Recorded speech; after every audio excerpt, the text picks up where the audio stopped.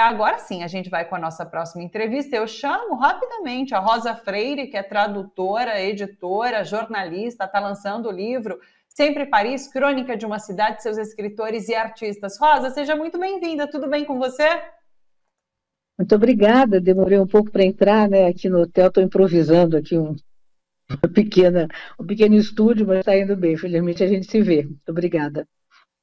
Ótimo, é pena que a gente ficou com poucos minutos, eu tenho até as 4 horas, mas vamos tentar conversar para a gente entender sobre o livro. Você foi correspondente de revistas, né, da Manchete, da Isto É, em Paris, em 70 e 80, e a partir disso que você levanta essas entrevistas que estão agora no livro, são as suas impressões. Comenta um pouco para a gente sobre essa sua experiência e o que você traz no livro.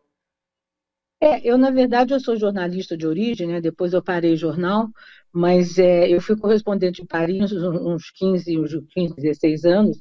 Como você disse, primeiro eu fui pela Manchete, que é uma revista, que era um news magazine, que era uma revista ilustrada, grande, e depois passei para Isto É, eu achei que eu ia até voltar para o Brasil, mas aí apareceu Isto É, eu fiquei mais uns 10, 12 anos na Isto É.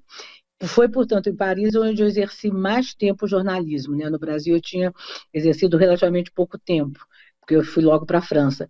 E essas entrevistas eu fiz ao longo desses anos todos, ou para Isto É, ou para Manchete.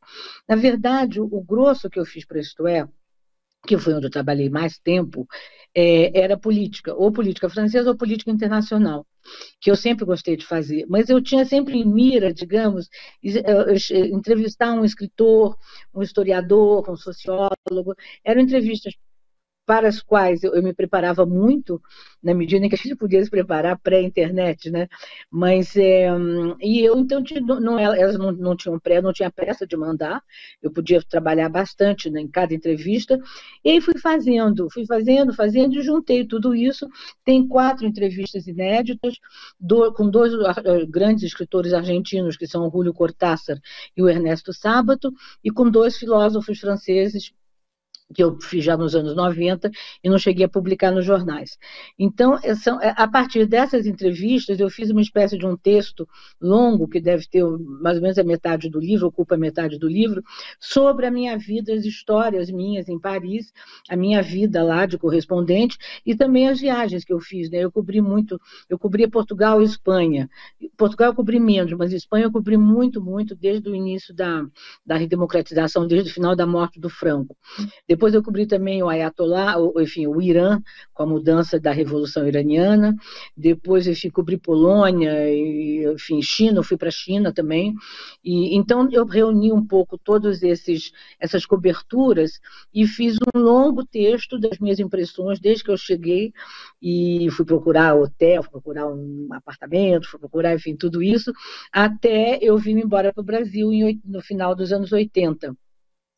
E as entrevistas são isso, quer dizer, são entrevistas que eu fiquei um pouco na dúvida se elas não estariam muito datadas. Eu fiz uma seleção, eu selecionei, são 21 entrevistas, mas eu achei que não, que eu comecei a relê-las, agora no final da pandemia, e achei que elas não estavam, essas que eu publiquei, né, que elas não estavam datadas. Pelo contrário, eu acho até que elas sobrevivem na medida em que enfim, os entrevistados são escritores muito bons e muito, muito atentos aos processos da criação, da literatura.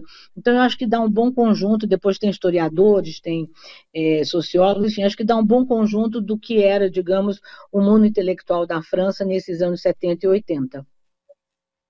Rosa, dá um aperitivo para a gente, conta algum fato que te marcou e que você traz no livro. A gente tem muita curiosidade realmente sobre esse ambiente da Paris das décadas de 70 e 80. Conta um episódio que te marcou bastante. Olha, em relação às entrevistas, eu agora reli, né, para fazer o livro, né, e eu fiquei realmente muito impressionada, quer dizer, primeiras perguntas que eu fazia, digamos, algumas talvez hoje em dia eu não refizesse, porque era um pouco quase de atrevimento, mas enfim, bom, eu me lembro de conversar com o Jorge Simenon, eu fiz uma entrevista com o Simenon, que é o criador do Inspetor Maigret, né, ele morava na Suíça, eu fui à Suíça, passei um dia com ele. E ele já estava numa fase de escrever menos, já começando a escrever memórias, e foi uma tarde, um dia inteiro, muito agradável. E eu perguntei para ele sobre. Ele era muito conhecido pela vida amorosa, sensual, enfim, bom. E eu fiz alguma. Porque as pessoas diziam que ele tinha tido não sei quantas amantes, tudo no Simenon era uma questão de número. Ele dizia que ele quando ele começou a escrever, que ele escrevia 6 livros por mês, livrinhos fininhos, né? Depois que ele escreveu 221 romances maigret, ele tinha os números todos na cabeça, era muito engraçado. E diziam que ele tinha tido, ele dizia não sei quantas mulheres. Aí eu perguntei para ele algo nesse sentido, e eu achei graça porque ele disse, eu estou com 72 anos, 71, 72 por aí, mas na verdade eu só encontrei o verdadeiro amor, o verdadeiro sexo, agora aos 70 anos, o que eu achei muito legal da parte dele. Ele estava, na época, vivia com uma senhora italiana chamada Teresa, que ele apresentava como governanta, mas que visivelmente era muito mais do que governanta, mas era uma figura notável. Os escritores sempre tinham assim, umas frases, o próprio Simenon, aliás, com essa coisa de dizer que escrevia muito, chega uma hora que ele me mostra assim, os dedos, a mão dele, e diz, eu bati tanto a máquina, porque era tudo bater a máquina, né? Eu estou com as pontas dos dedos amassadas. Eu olhei e, de fato, as pontas dos dedos dele eram completamente amassadas, como se você tivesse batido assim para achatar. E, bom, eu não sei se foi a máquina de escrever ou não, mas de qualquer maneira era impressionante na hora que ele mostrou. Tem assim uns gestos de escritores, umas frases que me ficaram muito nítidas. Por exemplo, eu entrevistei o Julio Cortázar, o argentino, que na época tinha se tornado um exilado, porque passou a aparecer numa lista negra no final do governo da Isabelita Perón e no início da ditadura militar como inimigo da pátria. Ele morava na França, mas ele tinha se tornado, então, um exilado de facto, né? E eu entrevistei e perguntei sobre o poder da literatura em relação à política, quer dizer, uma boa literatura consegue liquidar com uma ditadura, digamos assim, no extremo. Ele me falou uma frase muito bonita, que ele diz, nenhum poema jamais conseguiu derrubar um tirano, o que é bonito, né? Mas aí, ao mesmo tempo, ele completa dizendo, mas o acúmulo de poemas vão abalar o pedestal onde o tirano se sustenta.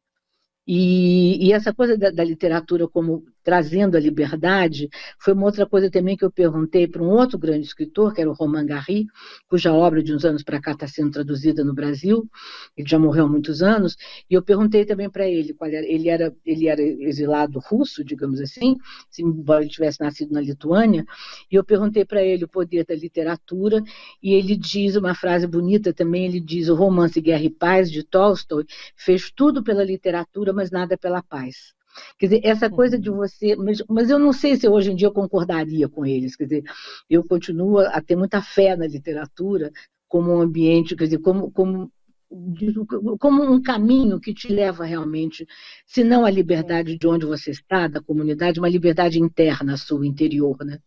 E tem assim, entrevistas muito bonitas, eu acho que. E as minhas histórias são as histórias de uma correspondente andando de um lado para o outro, enfim, por Paris e frequentando bares e restaurantes, enfim, é um pouco essa a história.